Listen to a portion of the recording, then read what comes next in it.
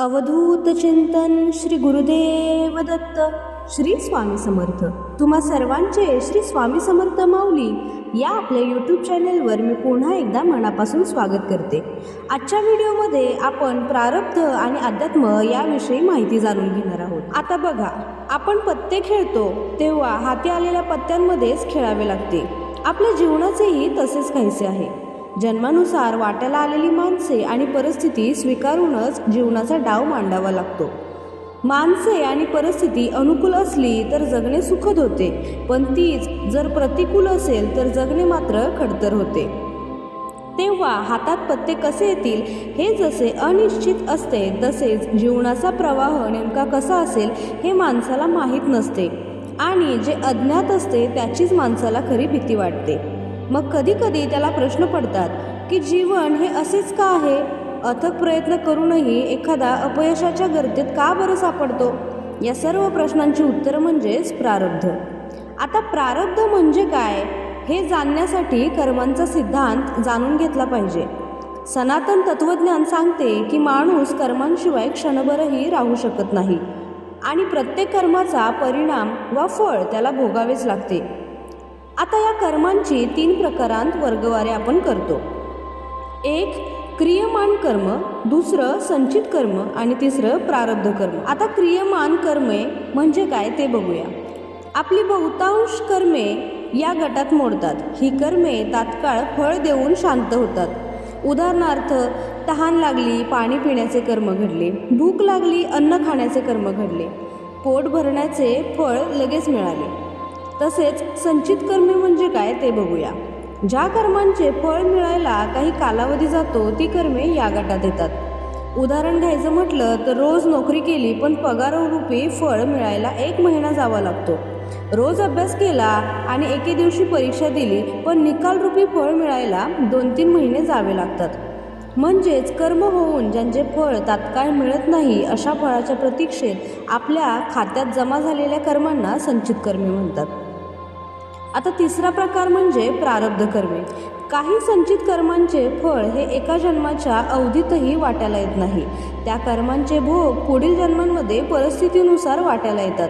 त्यांनाच प्रारब्ध म्हणतात. यातून एक गोष्ट स्पष्ट होते, ती काय? प्रत्येक कर्माचे फळ अटळ आहे आणि ते कर्म आपणच केले असल्याने त्या कर्मफळरूपी भोगांना आपणच जबाबदार असतो. हे प्रारब्ध प्रत्येक माणसागणीस निश्चितच वेगळे असते. एकाच घरात एकाच परिस्थितीत जन्मलेल्या सख्ख्या भावंडांच्या जीवनातही एक समानता नसते.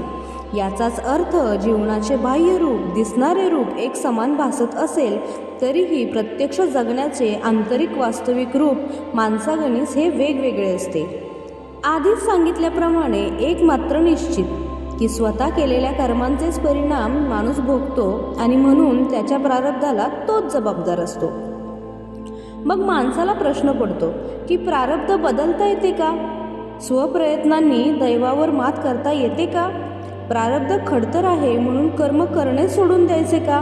हा प्रश्न आजचा नव्हे, हजारो वर्षांपासूनचा आहे. मत्स्य पुराणात भगवान मत्स्यदेवांना प्रश्न विचारला गेला की दैव श्रेष्ठ आहे की पुरुषार्थ, अर्थात प्रारब्धाचे बळ अधिक आहे की प्रयत्नांचे?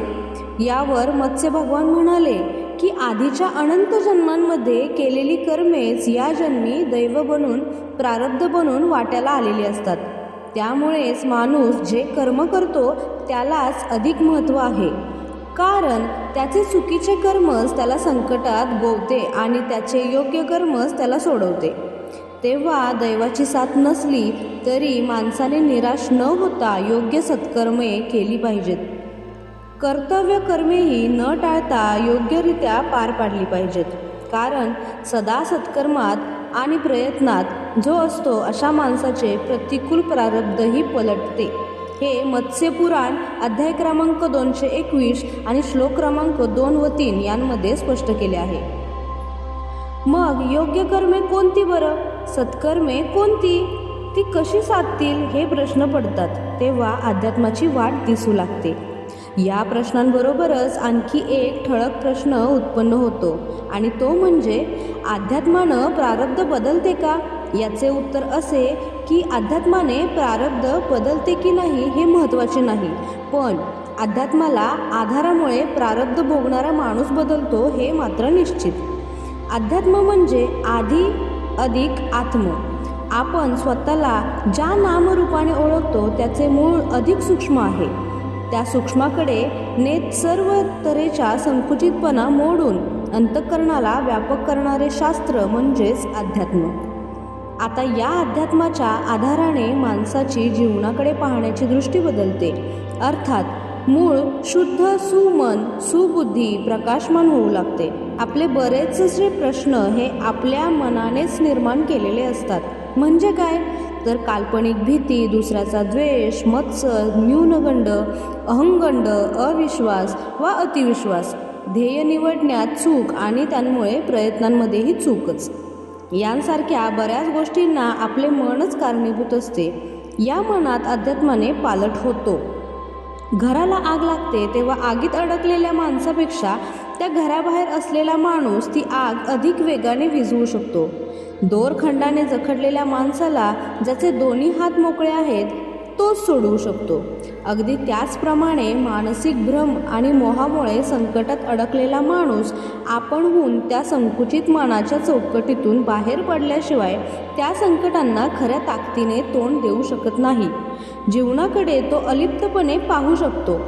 आपल्या जगण्याच्या रीतीकडे तो तटस्थपणे पाहू शकतो. त्यालाच आपले नेमके चुकते कुठे हे लक्षात येते. आता ही अलिप्तता, तटस्थता, स्वनिरीक्षण, स्वपरीक्षण आणि स्वसुधारणेची संधी अध्यात्म आपल्याला देत असते. ते माणसाला व्यापक करते, निश्चिंत करते, निरपेक्षपणे कर्तव्य करायला प्रेरित करते आणि कर्तेपणाचा अहंकारही चिकटू देत नाही. हे कायम लक्षात ठेवा. यासाठी शुद्ध अध्यात्माच्या मार्गावर चालायला हवं. अध्यात्म हा अंतर्मुख होण्याचा अभ्यास आहे हे विसरता कामा नये. त्यामुळे बेगडीपणा, दिखाऊपणा, बहिर्मूर्खता जिथे आहे तिथे खरे अध्यात्म नाही हे मात्र ओळखावे. आपल्या साधनेची सुरुवात संत वचनांवर विश्वास ठेवून संत बोधानुरूप जगण्याचा प्रयत्न करीत साधावी. अशा साधनेच्या आधाराने प्रारब्ध भोगणारा माणूस मनाने जेव्हा अधिक खंबीर, अधिक सक्षम होतो, त्याची बुद्धी जेव्हा खऱ्या अर्थाने निर्णयक्षम होते, चित्त स्थिर होते, तेव्हा त्याला कोणत्याही परिस्थितीला सामोरे जायची भीती वाटत नाही. भक्तीच्या आधाराने आंतरिक शक्ती जागी झाल्याने जीवन अधिक सकारात्मक होते. एकेकाळी दुःखाने काठोकाठ भरलेले त्याचा अंतःकरणाचा डोह आनंदाने भरून जातो. त्या डोहात मग तरंगही आनंदाचेच निर्माण होते. तर अशा प्रकारे या व्हिडिओमध्ये आपण प्रारब्ध आणि अध्यात्म यांचा काय समन्वय आहे, काय संबंध आहे हे बघितलं. तर याच प्रकारे तुम्हीही तुमची आध्यात्मिक प्रगती करायला सुरुवात करा. अध्यात्माच्या जोरावर आपण आपले प्रारब्धही बदलू शकतो. त्यात फक्त आपल्या गुरूंची साथ हवी हे कायम लक्षात ठेवावे. त्यामुळे आध्यात्मिक प्रगती करताना, अध्यात्मामध्ये वाटचाल करताना गुरूचा आशीर्वाद घेऊनच तुम्ही सुरुवात करा. श्री स्वामी समर्थ महाराज हे आपले गुरुस्थानी आहेत आणि त्यांच्या आशीर्वादानेच अध्यात्माची सुरुवात करा. आणि अध्यात्माची सुरुवात ही सत्कर्म करण्यामुळे होते आणि त्याचसोबत नामस्मरणाची जोड त्याला हवीच. तर आजच्या व्हिडिओमध्ये मी सांगितलेली माहिती तुम्हाला कशी वाटली हे मला कमेंट्सच्या माध्यमातून नक्की सांगा. व्हिडिओ आवडला असल्यास व्हिडिओला लाईक, शेअर आणि सबस्क्राईब करायला विसरू नका. झालेली सेवा महाराजांच्या चरणी अर्पण करते आणि इथेच थांबते. भेटूया पुन्हा एकदा एका नवीन महत्त्वपूर्ण व्हिडिओमध्ये. तोपर्यंत धन्यवाद. श्री स्वामी समर्थ.